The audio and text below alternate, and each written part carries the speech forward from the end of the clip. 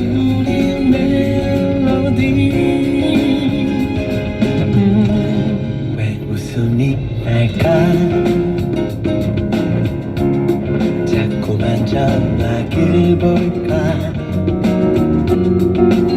주위에선 내가 좀 변한 것 같대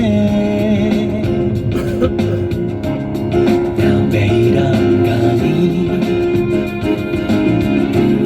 자꾸만 네 생각만 나 꿈꾸던 사랑이 너였었나 봐 내 앞에 서 있는 네가 네 옆에서 네 손을 꼭 잡고 사랑이 넘치는 눈빛으로 바라보다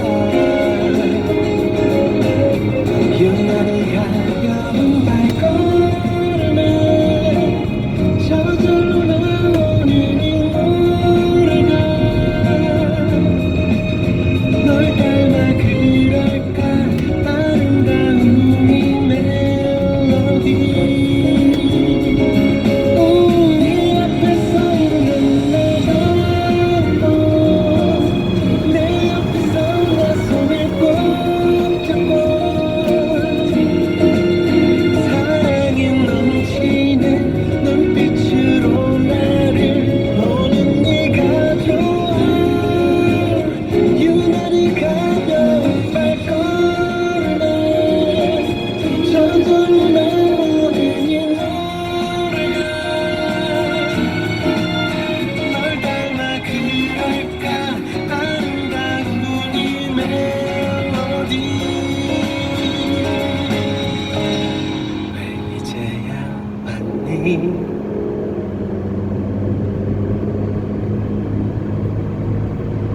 네, 함께 하신 곡은 써니힐의 굿바이 투 로맨스, 정엽의 왜 이제야 왔니 두 곡이었습니다. 그러게요. 자동차 색깔을 보면 저는 흰색이거든요. 제 차는 그러게요. 어두운 색깔을 저는 선호하지 않았는데 네, 열정적이고 스타일리시한 성향이 강하지 않은 건가요? 사실 이게 정확하진 않죠. 근데 저는 요즘 근데 진짜 MBTI는 잘 믿는 편이라 요즘에 그 기업에서도 사람을 뽑을 때 MBTI 유형을 분석한다고 하네요.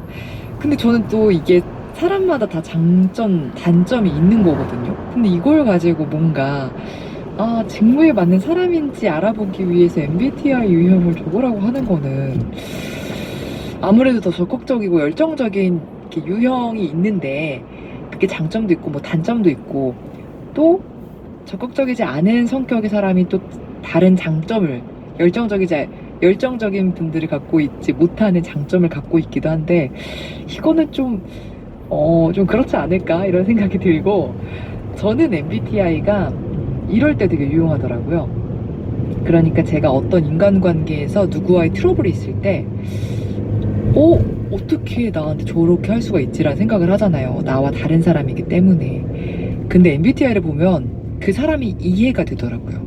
그래서 저는 그런 쪽으로 MBTI를 많이 이용하고 있는데 저는 ENFJ입니다. 아무도 궁금해하시지 않을 수도 있지만 네, 제 MBTI는 그렇습니다. 네, 그러면 백지영과 태견이 함께 부른 내게 캔디 빠른 화제 전환이었어요. 이 곡 함께 하실게요.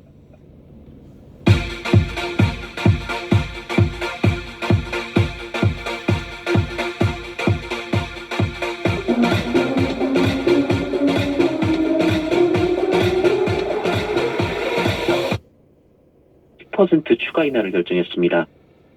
이에 따라 어제부터 인하된 유류세가 적용이 되기 시작했습니다.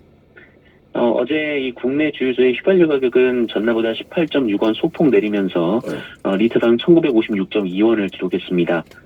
다만 유류세는 정유공장 출고 시점부터 적용되기 때문에 이 국내 유통 과정과 주유소 재고 소진 시점 등을 고려하면 유류세 인하 조치가 실제 주유소 판매 가격에 반영될 때까지는 한두 주 정도의 시차가 발생할 것으로 보입니다. 다만 정유 4사 직영주유소 같은 경우에는 그 유류세 인하 효과가 바로 반영이 될 것으로 보입니다.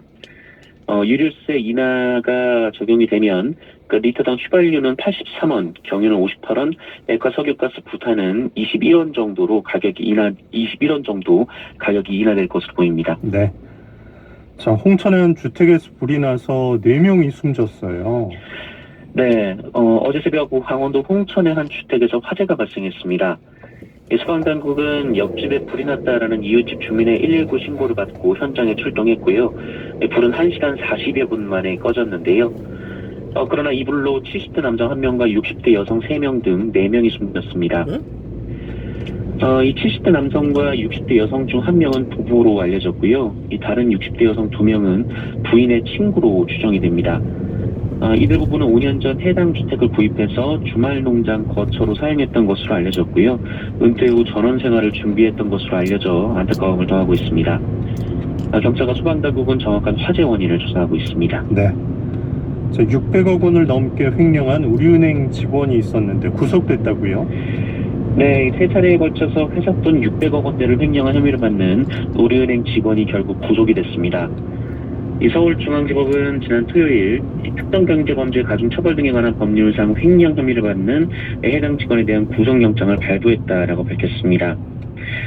양한승 부장판사는 증거인멸과 도망 우려가 있다라고 밝혔는데요. 해당 직원은 영장 실질심사에 출석하면서 기자들 앞에서 물의를 일으켜 죄송하다라고 밝혔습니다. 그리고 이 해당 직원의 동생 역시 어제 구속이 됐습니다. 공범 혐의인데요. 경찰은 횡령금 일부가 동생의 사업자금으로 흘러간 단서를 포착을 했습니다. 동생은 성으로부터 약 100억 원을 받아서 뉴질랜드 골프장 리조트 사업을 추진하다가 80억여 원의 손실을 본 것으로 전해졌습니다. 네. 뉴스브리핑 정상근 기자 고맙습니다. 고맙습니다. 자, 5월에 일상이 시작되는 날 예년보다 선선하게 출발합니다. 서울 9도, 대구 8도 등으로 평년 기온보다 조금 낮게 출발하는데요. 낮에는 10도 이상 기온이 올라갑니다. 서울 19도, 대구 21도, 광주 20도로 어제와 비슷하겠습니다. 오늘 서쪽 지역은 대체로 맑겠지만 동쪽 지역은 오후에 곳에 따라 소나기 내리는 지역이 있겠습니다. 자, 대기질은 서울, 경기, 충청은 오전 한때 나쁨, 오후에는 보통 수준을 보이겠습니다. 자, 6824님께서 벌써 5월 드디어 마스크 벗고 사람들 웃는 모습 보고 싶네요. 새로운 코너도 생겼네요. 우리 모두 파이팅 하셨고요. 4999님도 매실에 대한 추억 보내주셨습니다. 오늘 아침 라디오 마칩니다. 김정우였습니다. 고맙습니다. 이봐, 올해 공익직불금은 3월 14일부터 5월 31일까지인데 인터넷이나 스마트폰으로도 신청할 수 있다네. 그래, 세상 좋아졌구만. 이건 아나, 폐경지, 농지 형상 유지가 안 된 농지는 신청하면 안 되네. 금년에는 특히 마을 공동체 활동, 영농 폐기물 적정 관리, 영농 일지 작성, 의무 교육은 꼭 실천해야 한다네. 그렇구만. 읍면동 사무소나 국립농산물 품질관리원 전화 1644-8778에 문의하면 더 자세히 알려준다네. 고맙네. 바로 확인해봐야겠구먼. 본 캠페인은 농림축산식품부와 국립농산물 품질관리원이 함께합니다.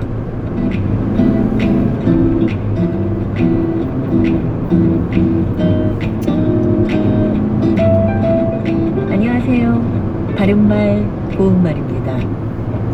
외밭에서는 신발끈도 다시 매지 말라는 말이 있지요. 몸을 수그리고 오이나 참외밭에서 신발끈을 매는 행동은 오이나 참외를 훔치는 것으로 오해받기 쉬우니까 오해를 살 일은 아예 하지 않는 게 좋다는 뜻입니다.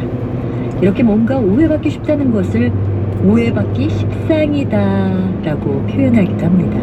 그런데 이 십상이다를 쉽다와 연결해서 쉽상이다라고 잘못 쓰는 경우도 가끔 있으니까요. 주의하시면 좋겠습니다. 여기서 십상은 거의 예외 없이 그럴 것이라는 추측을 나타내는 표현입니다. 열십자에 항상 삼자를 쓰고요.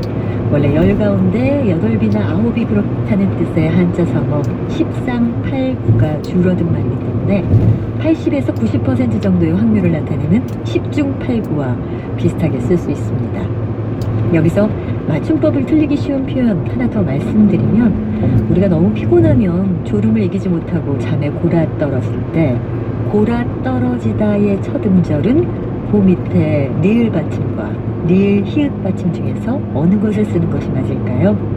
이 경우에는 릴, 히읗 받침을 씁니다. 골아 떨어지다는 몹시 고나거나 술에 취하여 정신을 잃고 자다라는 뜻의 동사인데요. 밑에 릴, 히읗 받침을 쓰는 동사 골타와 관련된 표현이기 때문에 릴, 히읗 받침을 그대로 쓰는 것입니다. 바른말 고운말 아나운서 변희영이었습니다.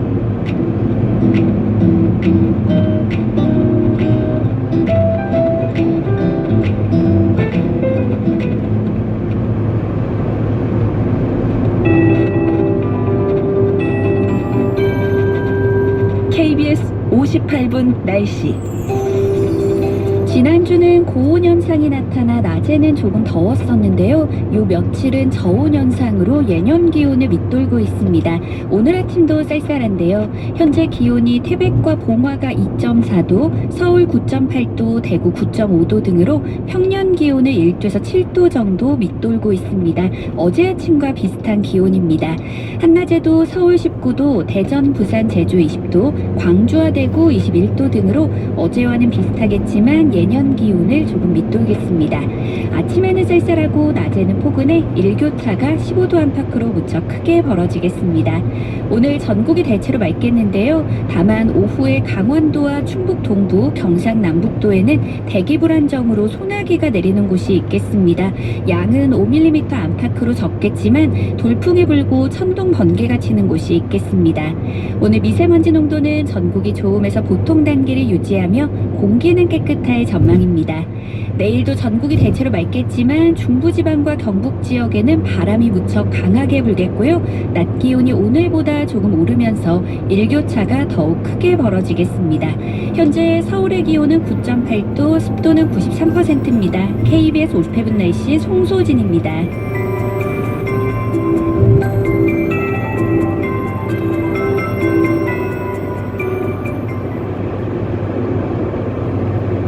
정성을 다하는 국민의 방송 KBS 제1라디오가 7시를 알려드립니다. AM 882kHz, FM 94.7, 89.9MHz, KBS 대전 제1라디오입니다. HLKI.